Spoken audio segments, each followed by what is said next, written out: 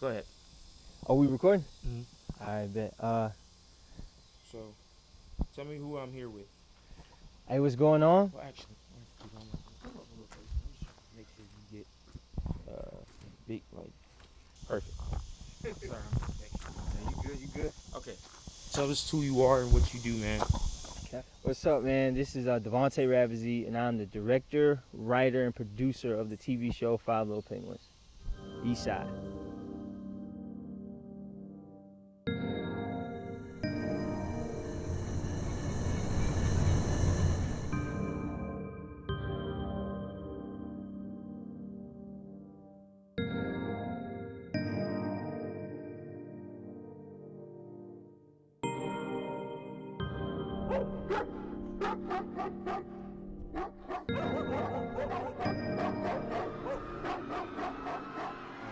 So, tell us a little bit about the project and what you hope to accomplish with it.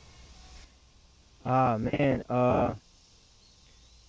With this project, bro, I think we just really wanted to be authentic.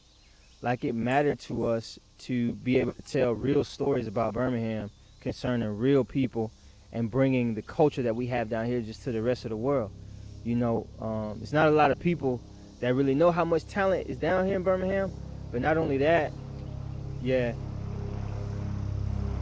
Come on, cuz. You ain't stop the plane, bro. You ain't tell them not to No, fly. they know when I'm shooting. That's what they do, bro. In being truly authentic, man, what we learned is that Birmingham is an extremely diverse place. It's not just, one culture down here, bro. There's black people, there's white people, there's Indian people, there's Armenian people, there's Mexican people, there's so many different cultures that add to the culture that's here in Birmingham, and we got the opportunity to just bring that to the camera, make it real in the stories that we were telling, and that was really important to us, bro. It's just to bring Birmingham to the big screen in a real way, in a way that was ours. You know what I'm saying? Um, Tell me a little bit about the inspiration behind Five Little Penguins. What's the name mean? And then also get kind of, I want to know more about the inspiration behind the events in the story. Like, where does that come from, rooted in Birmingham as well? For sure, for sure. So the writing, the gist behind Five Little Penguins is that no person is a penguin. No person is black or white, but we all have gray areas in judgment. So if you judge a book based off the cover, you'll be wrong most of the time. And we took that kind of thought and we applied it to just the stories that we came up with. Now, these stories, man, are real stories. We say loosely based off Birmingham because we want to protect people's identities and all that stuff like that. But you know, when you like, let's just say you watch the TV show and you Google something that happens in the TV show, like 8 times out of 10, you'll be able to find in some type of news article that this actually took place in Birmingham. And so, most of everything that we talk about in the TV show is based off real things. Um, and that was really the biggest inspiration, bro, is to, you know, show people the real reality, give people a perspective of like not just this glitz and glamour stuff, but what people actually talk about on an everyday basis and what they're dealing with and how the things that happen affect them.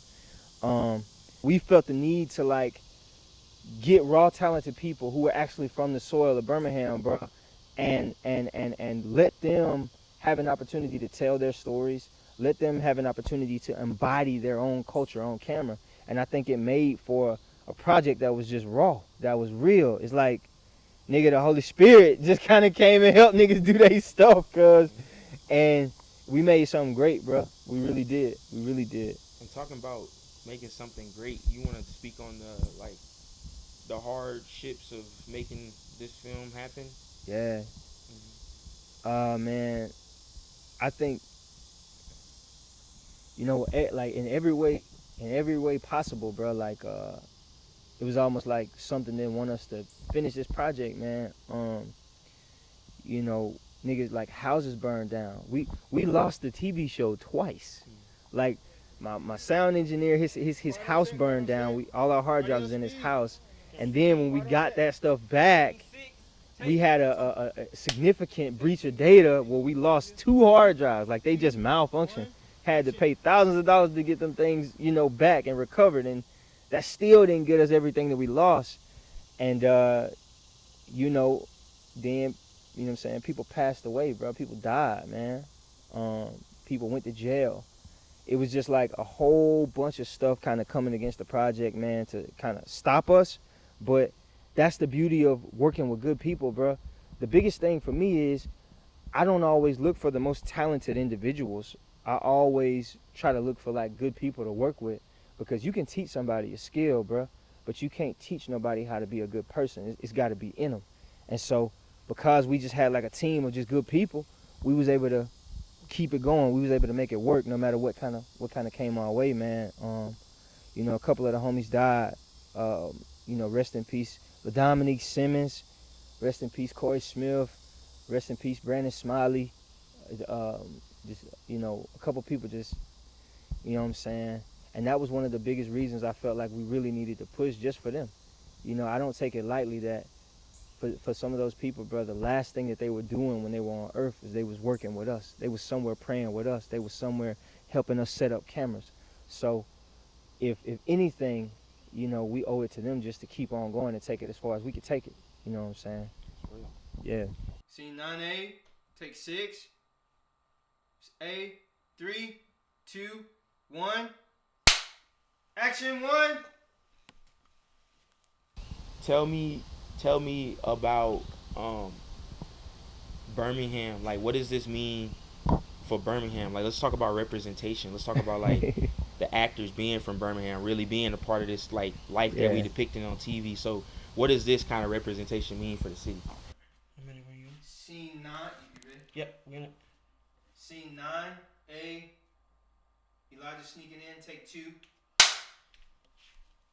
3. A big homie of mine hit me up and was just telling me how proud he was of what we've accomplished, because he hasn't seen anything like this in Birmingham, from Birmingham, by Birmingham, on as big as the stage is. We got picked up by Amazon Prime and some other, you know what I'm saying, Tubi and some other things.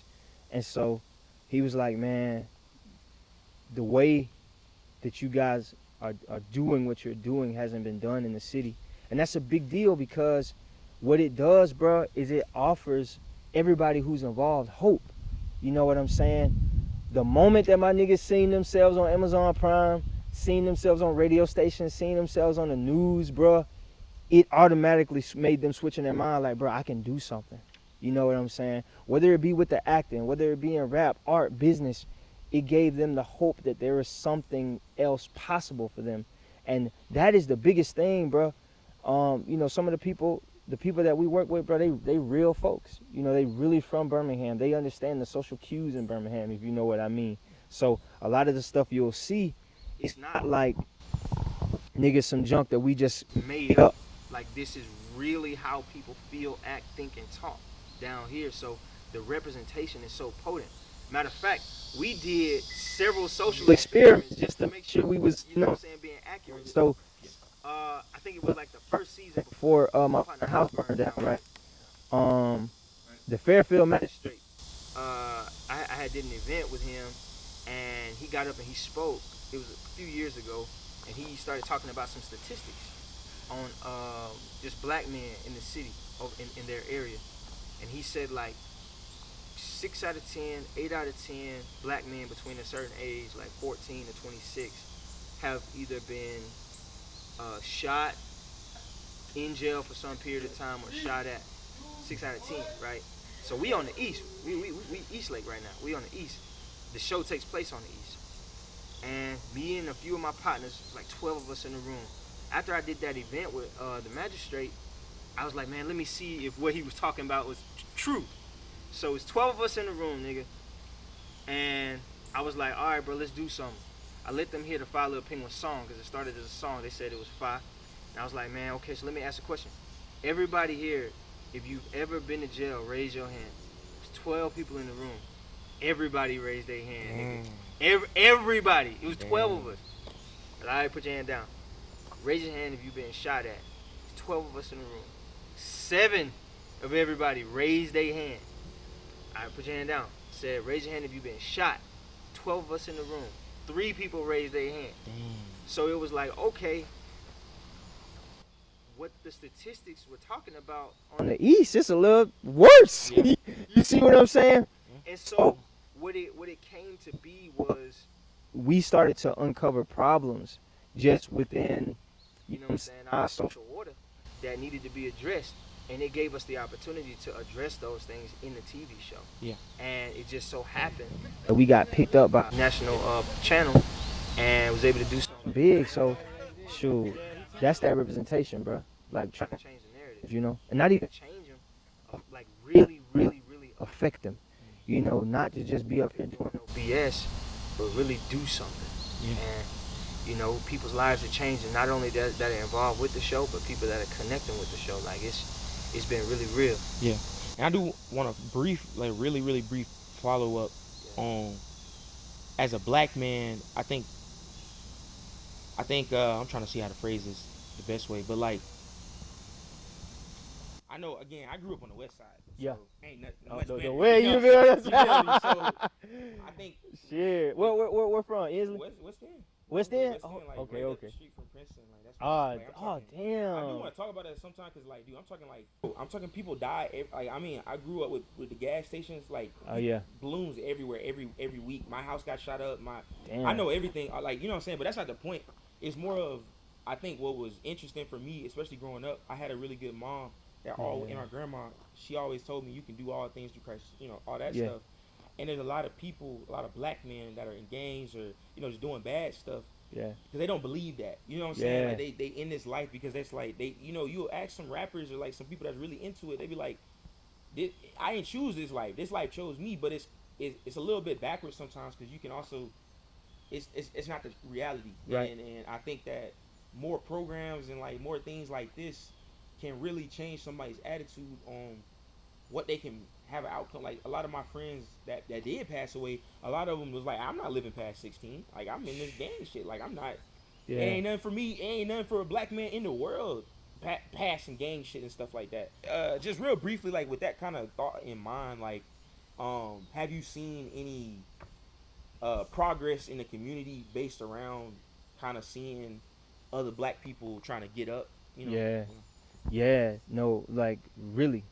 One of the biggest things that we believe in, bro, is just collaboration, and inspiration.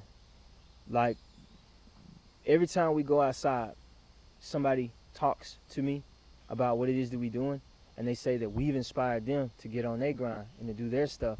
And then not only that, people who are actually involved in the show, nigga. I ain't gonna say no names because you know how we get down, but it's folks on our crew that done shot people. Mm-hmm. You feel what I'm saying? They've changed. Yeah. Like they've began to move a different way. And that's the goal, bro. Like that is like literally what it is that we're trying to do. And I know it sounds crazy cliche, but there's a part of this that has turned into ministry, bro. And in that ministry, people are starting, like, their eyes are being open and they're saying, dang, bro. They're starting to see stuff for what it really is. Like, yeah, I know it feels like the world is just a violent place and I have to be violent, but that's not necessarily the case. I know it feels like niggas doing bad and everybody against us, but that's not necessarily the case. And if the more and more we're able to do that and change the hearts and minds of people, and then they go their way and then be inspirational to somebody else or even in their own families, you feel what I'm saying? Taking charge of generational curses where they from, it's like that is the goal, and that's what we've been seeing, bro. Like real deal. Speed? Camera speeding. Alright. Episode number 5. Chelsea and Mama in the back office. This is Chelsea's wife. Take 1. Can you clap for me, Chelsea? Good. Man, matter of fact, I'm gonna tell you this story because this means so much to me.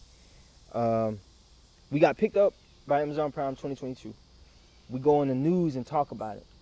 Someone sees me on the news, calls me and asks me to go speak at the Civil Rights Activist Committee downtown on 4th Avenue Historic District, right? And at this time, I'm just like trying to figure out my life, you know, trying to build my company, doing what I'm gonna do.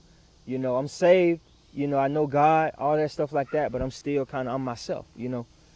And nigga, I go speak at the committee, and in the middle of my speech, bro, this little old lady. Well, she ain't little, cause she a beautiful old lady. Um, she she stops me in the middle of my speech, bro. I'm speaking. I'm like, yeah, you know. She said, oh, and I was taught to respect my elders, so I say yes, ma'am. And she says, is your last name Ravizee? I said, yes, ma'am. She was like, oh my God, I'm so sorry to interrupt your speech, baby, but come talk to me after you get finished talking. So boom, I do my speech, everybody clap, I get down, you know, and sit down with everybody. And after the whole little thing is over, the engagement is over, she comes to me and she says, are you related to such and such, such and such, such and such? You know, are these your relatives? It's another side of the Ravizee family tree. You feel me? We the ones on the east that, you feel me what I'm saying? And so, she says, she pulls out these old newspaper articles from like 1953, 1950s, bro. And she shows me that my relatives, same last name, Ravizee, were responsible for taking part in the 1963 Children's March. They were, that they were pastors during that time, and they used to like come to her house and cook chicken for her and all that type of stuff, bro. And you know, here I am, right, thinking that my lineage was just, I was just supposed to be a street dude. I was just supposed to be getting money, getting girls, and just living, you know what I'm saying? Like that was my thought, and I thought that I was fighting against that narrative. And for me, staying focused on my goals, staying focused on the mission, and trying to be the best I could be, I ran into my entire heritage. Like I never knew that my relatives helped one of the greatest civil rights acts in the world. Like, you know what I'm saying? And so when I found that out, bro, it literally changed my life.